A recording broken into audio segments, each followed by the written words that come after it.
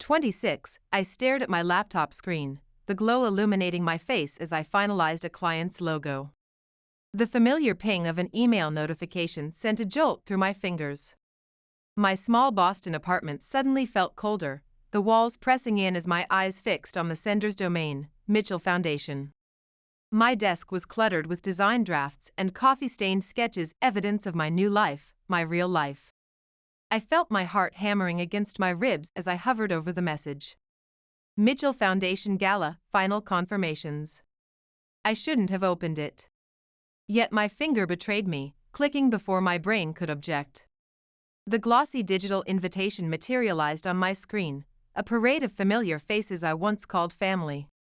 And there, center of the second row, was Paige, my former stepsister, wearing mother's trademark pearl necklace, listed as Paige Harrington, Future Director, Youth Development Programs. The Mitchell legacy thrives through innovation and family values, read her quote beneath the photo. Family values. My throat tightened with bitter amusement.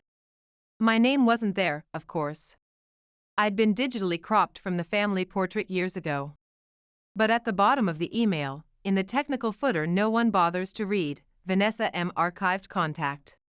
Someone had made a mistake. Someone had forgotten to delete me completely.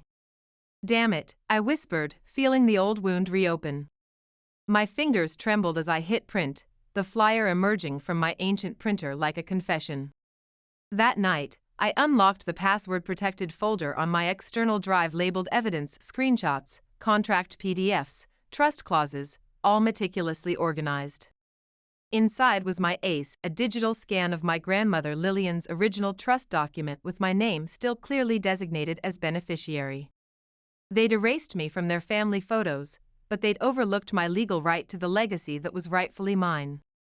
I sat on the edge of my bed, still in my paint-splattered jeans from a late client meeting, the printed gala invitation trembling in my fingers. The glossy paper reflected the dim light of my bedside lamp, mocking me with its perfect typography. It owed me nothing. Neither did they.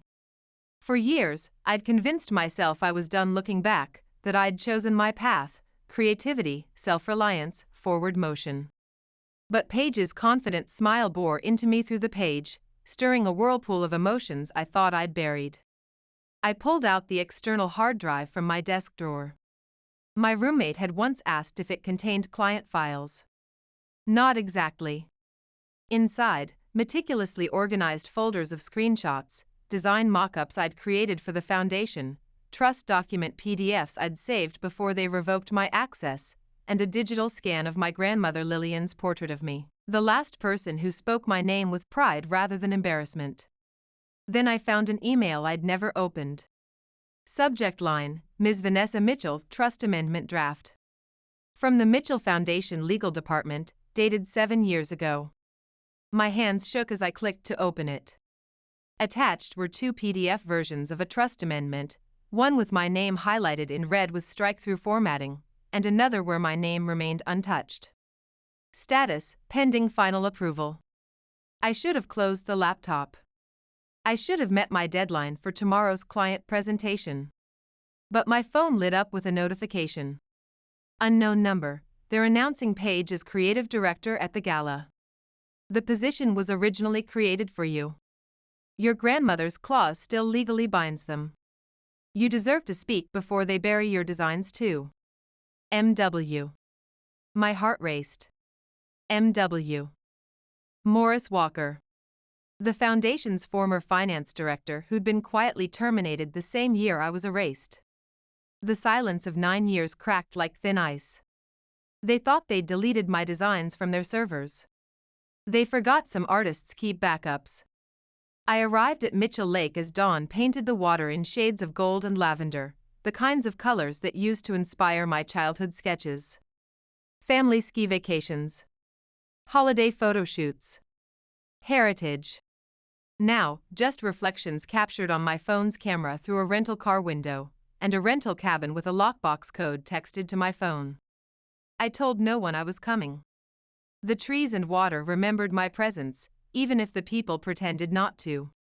Rather than heading directly to the convention center hosting the gala, I drove to a weathered cottage nestled among silver birches at the lake's edge. Grandmother Lillian's studio. Officially, the foundation owned it now, but it remained untouched since her funeral. They couldn't repurpose it. She'd inserted an unusual provision in her will: this property shall remain sealed unless accessed by someone who knows which painting contains the hidden signature. I knew exactly which one. In the studio, second wall from the entrance, a landscape with hidden initials in the corner birch tree. I'd watched her paint it when I was 12, my first summer learning color theory. Behind the canvas was a small compartment containing a sealed envelope. If you're reading this, they've tried to erase your contributions. But you are still a Mitchell by blood and by talent, and they cannot take your creative vision. Inside the envelope, a USB drive and printed copies of the original Mitchell Trust documents. The versions predating all modifications. My name appeared there, clear, legal, undeniable. Vanessa Mitchell, direct creative descendant, second beneficiary. They assumed I'd forgotten my heritage. They never expected I'd return to the one person who recognized my talent without question. They never anticipated the digital trail she preserved. And they certainly never expected me to remember where my designs began. I didn't want just any dress. I wanted the dress, the one my mother wore when she unveiled the original Mitchell Foundation logo I'd designed at 17.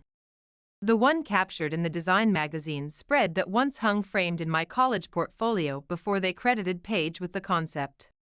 Midnight blue silk with architectural shoulders, minimalist lines, with subtle power woven into every precise stitch. I found it at an upscale vintage boutique owned by my former art school classmate. Her eyes widened when I pulled it from the designer archive section. Oh my God, this is Eleanor Mitchell's iconic piece. She wore this when the foundation launched its visual rebrand. I felt a twist of satisfaction deep in my chest. Yes, I remember. I didn't correct her when she mentioned Paige had probably inherited it, because technically it should have been mine. But tonight it would serve my purpose. I booked a room at a small design hotel within walking distance of the convention center. No need for the VIP entrance or special treatment. I had a different route planned. I messaged an old design colleague who worked in fashion photography now. She styled me to look like a visual echo, not current, not retro, but hauntingly familiar. Like a sketch someone had archived but couldn't bring themselves to delete. Before leaving, I loaded two things onto my phone: a digital copy of the trust document with my signature still visible, and a scan of my grandmother's letter. Then I slipped a custom QR code card into my clutch. I studied my reflection not to check my appearance, but to say farewell to the woman who believed invisibility meant safety. Tonight, I wasn't seeking recognition. I was claiming authorship. I entered the Mitchell Foundation Gala at exactly 7:41 p.m., through the side entrance designated for creative contributors. The attendant merely glanced at my professional-looking badge. He didn't question my presence, just gave me that look of vague recognition reserved for people whose work you've seen but can't quite name. That was exactly what I wanted. The ballroom was a perfectly composed facade, crystal chandeliers reflecting on glossy digital displays, exhibition spaces showcasing innovative designs, guests networking and validating each other's creative visions. I moved between exhibits like a purposeful shadow. No official name badge, no assigned showcase, yet eyes lingered. Several attendees squinted slightly, trying to place my face. From the design school faculty? From last year's award nominees? At the information kiosk, I collected a digital program on a branded tablet. I swiped through 3 screens of honorees. Paige dominated the visionaries section: emerging design leader, youth mentor, creative heritage steward. My name was absent, naturally. Then I spotted the digital retrospective wall, a hallway lined with interactive screens displaying 3 decades of Mitchell designs. Foundation milestones, award-winning campaigns, family contributions. I moved through slowly, examining each display. My mother in her early curatorial days. My brother at design school graduation. Paige accepting her first industry award. Then I noticed it, one screen with awkward composition. The caption read Mitchell Foundation Rebranding Team, 2016. But the image layout was strangely asymmetrical. Too much negative space on one side. I pressed the corner of the screen to access the file information. Someone had digitally removed me from the photo, but the original metadata still included my name as lead designer. Behind this public image in the Foundation's server was the original file. The complete version. Me at the center of the creative team. But someone had digitally blurred my face and added a "do not use" watermark. I didn't flinch. I captured a screenshot, then quickly connected to the event's presentation system through a backdoor access point I'd discovered in the digital invitation code. If they wanted to erase my designs from their portfolio, I'd just publish my signature on every piece they'd stolen. They say every industry event has a defining moment. Mine arrived at precisely 8:19 p.m. Paige had just glided onto the stage, wrapped in pristine white designer wear and the Foundation's adoration. Polite applause cascaded through the convention hall like well-rehearsed appreciation. The host adjusted her microphone. Tonight we celebrate the next generation, a visionary who embodies creativity, innovation, and the Mitchell legacy in its purest form. The lights dimmed for Paige's promotional video. But instead of her carefully curated portfolio, every phone in the room simultaneously vibrated with an incoming notification. The screens in attendees' hands lit up one by one, creating a constellation of blue light throughout the darkened hall. A digital message appeared on every device. My signature animation style, instantly recognizable to anyone in the design world. My voice narrated, calm and precise. Some of you know my work. Others were told to forget who created it. Heads bent toward screens. Confused murmurs spread through the crowd. I am Vanessa Mitchell. My designs built this Foundation's identity. I created the visual language you're using tonight. I developed the youth outreach program being celebrated. And then my signature was removed. On every phone, a slideshow began, original design mock-ups with my signature, followed by the published versions with Paige's name. Time-stamped emails proving my authorship. The Foundation's financial records showing my name on original contracts. The whispers intensified. Then appeared the trust document, my name as creative beneficiary. Unaltered. Valid. Legally binding. I stepped into the light near the edge of the stage, the architectural lines of my mother's iconic dress catching the spotlight's glow. Eleanor's dress on the designer sheet erased. You cannot remove a creator's hand and still claim their work. You cannot silence innovation and call it tradition. You cannot build a brand on someone else's vision and call it heritage. Someone tapped their phone screen appreciatively. Then another. Digital applause spreading through the room. Paige stood motionless, her presentation tablet trembling slightly. My mother sat with perfect posture, fingers tightening around her champagne stem. I didn't wait for acknowledgement. I simply delivered the truth I'd come to reveal. I'm not here to reclaim credit. I'm here to remind you that good design always reveals its true creator. The silence that followed wasn't empty, it was filled with the tension of revelation. No networking chatter. No glasses clinking. No polite laughter to ease the discomfort. Then Eleanor rose. She moved unhurriedly, as though still directing the narrative, as though the story hadn't just been completely redesigned before her eyes. She positioned herself beside Paige, one hand steadying the podium, the other adjusting her signature pearl earrings. "Vanessa, darling," she said, her voice honey-coated steel. "This isn't the appropriate forum." I met her gaze directly. When would have been appropriate during these 9 years? Her lips curved into that camera-ready smile. "We can discuss your concerns privately. Let's not disrupt the celebration." "You already disrupted it," I replied. "You just weren't expecting me to restore the original design." Behind us, every screen still displayed the documentation. The trust clause with my creative rights. Time-stamped. Verified. Undeniable. Then came an unexpected sound. A chair moving. A figure standing near the exhibition area. Morris Walker, M.W. Former finance director, dismissed when he questioned funding allocations. He held up his phone displaying financial spreadsheets. The creative accounting is as questionable as the creative credits. I've maintained the original records. Eleanor's composure flickered. Paige snapped, "This is professional sabotage.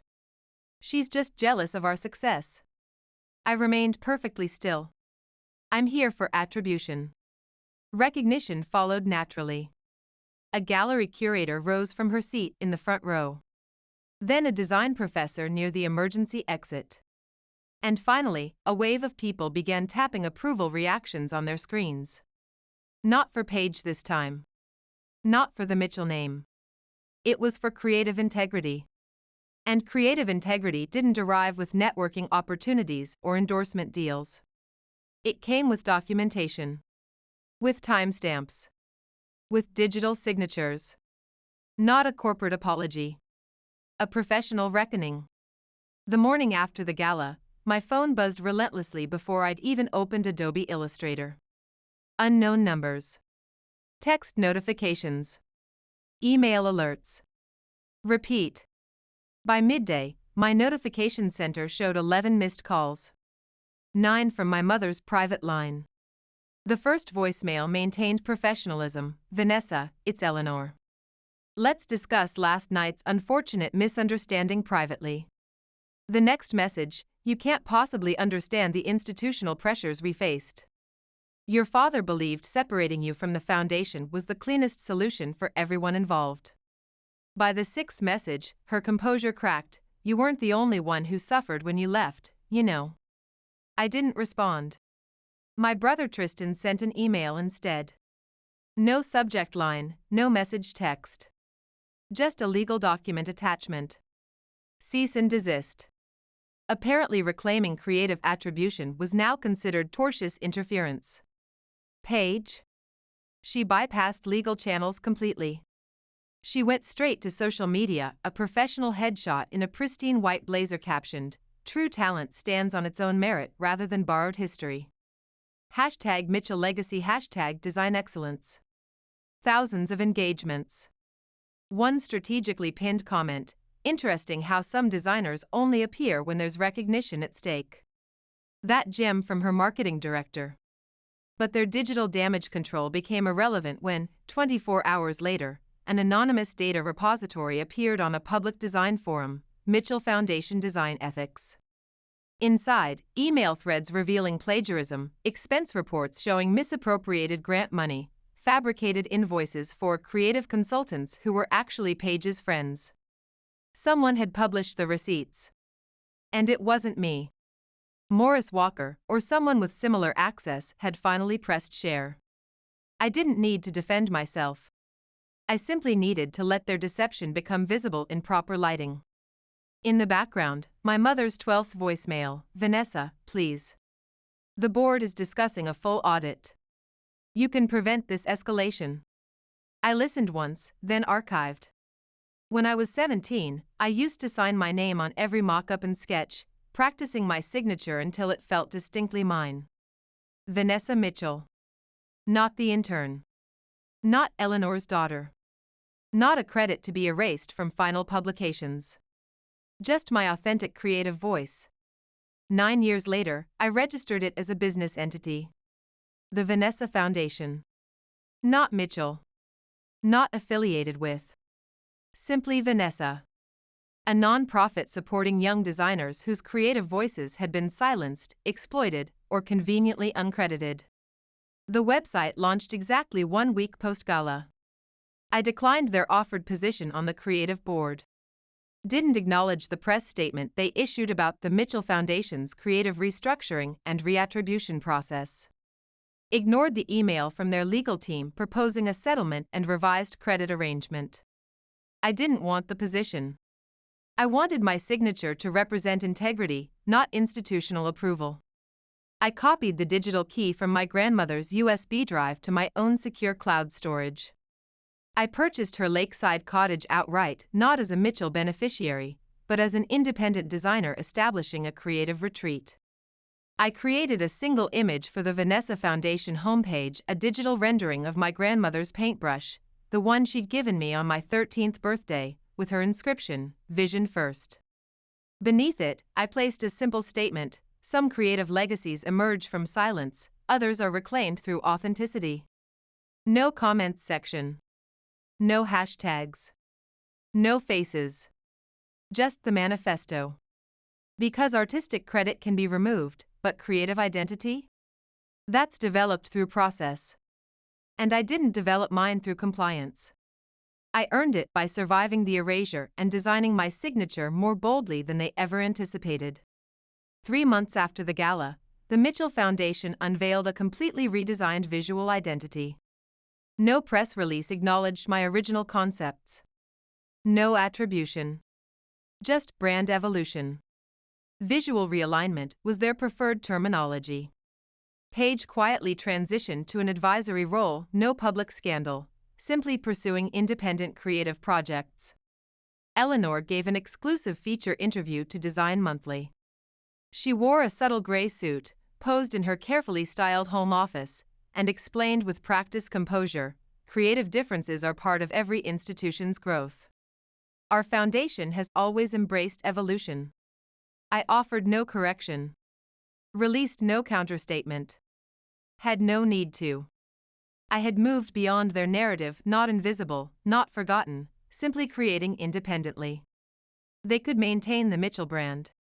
I felt no desire to share professional association with people who displayed one face in promotional materials while wielding erasure tools behind the scenes. My own name, Vanessa, carried genuine meaning again.